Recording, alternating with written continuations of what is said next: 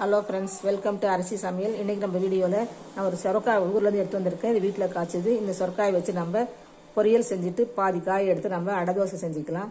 இப்போ வாங்க நம்ம தோல் சீவிக்கிட்டு சொரக்காயை நறுக்கிக்கலாம். சொரக்காய் ரெண்டாக வெட்டிக்கிட்டோம். இப்போ நம்ம எடுத்து தோல் சீவிக்கலாம்.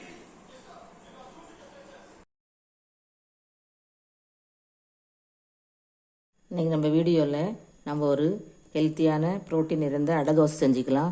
இப்போ புழுங்கல் அரிசி இந்த கப்பால் ஒரு கப் 3/4 கப்பு எடுத்திருக்கேன். பச்சரிசி இந்த கிண்ணத்தில் இருக்குது. பச்சரிசி அது போல் ஒரே கப்பு, ஒரு 4 மிளகாய், துவரம்பருப்பு 1/2 கப்பு, கடலைப்பருப்பு 1/2 கப்பு, உளுந்தம்பருப்பு 1/4 கப்பு, பாசிப்பருப்பு 1/4 கப்பு. இது ரெண்டும் 1/4 கப்பு, இதெல்லாம் 1/2 கப்பு, இது ரெண்டும் 1 கப்பு, 3/4 கப்பு. இப்போ நம்ம இதை ஒரு 3 மணி நேரம் தண்ணியில் ஊற வச்சுக்கலாம். இந்த மிளகாயும் சேர்த்து இப்போ நம்ம கழுவிக்கலாம்.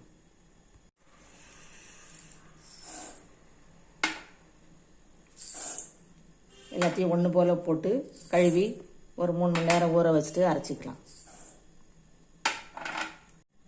நம்ம 4 தடவை அரிசியை கழுவி பருப்பெல்லாம் சேர்த்து கழுவிட்டு இப்போ ஊற வச்சுருக்க நல்ல தண்ணியில் மூடி வச்சுக்கலாம். ஒரு 3 மணி நேரம் கழிச்சு பார்க்கலாம்.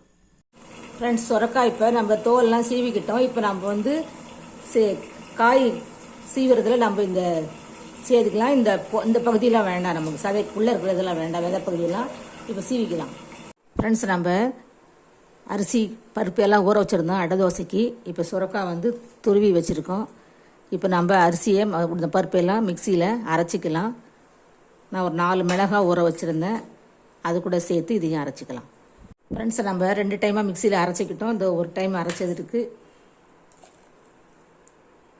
இப்போ நம்ம வெங்காயம் இந்த சுரக்காயெல்லாம் நம்ம போட்டுக்கலாம். இப்போ ஒரு பேன் வச்சு 2 ஸ்பூன் எண்ணெய் விட்டுருக்கேன். இப்போ இந்த வெங்காயத்தை போட்டுக்கலாம். கருவேப்பிலை போட்டுக்கலாம்.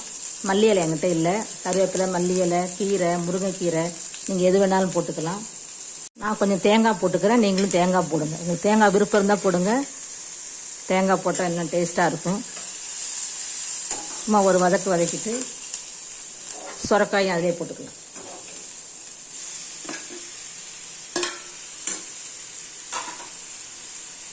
நான் ஒரு பிஞ்சு மஞ்சத்தூள், பெருங்காயம் போட்டிருக்கேன், உப்பு போட்டிருக்கேன்.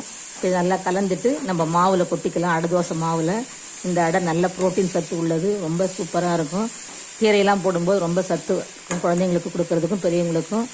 இதே போல் நீங்களும் ஃப்ரீயாக இருக்கும்போது சீக்கிரம் ஊற வச்சிட்டிங்கன்னா டக்குன்னு 8 மணிக்கெலாம் அரைச்சிடலாம். நம்ம வதக்கின சுரக்காய், வெங்காயம் எல்லாத்தையும் இதில் மாவில் கலந்துக்கலாம். இப்போ நம்ம ஒரு தோசைக்கல் அடுப்பில் வச்சுருக்கோம். இப்போ நம்ம அடை ஊற்றிக்கலாம். தண்ணி வேணும்னா நீங்கள் உங்கள் இஷ்டத்துக்கு ஏற்ற மாதிரி கொஞ்சமாக கலந்துக்கோங்க. கல் சூடாகிடுச்சு, ஊற்றிக்கலாம். ரொம்ப சத்தானது, நீர் சத்து. இந்த வெயில் காலத்தில் நான் பாதி சுரக்காவை அப்படியே துருவி போட்டிருக்கேன். நீங்கள் என்ன மெலிசாக ஊற்றுறதுனா ஊற்றிக்கலாம். கொஞ்சமாக எண்ணெய் ஊற்றிக்கோங்க.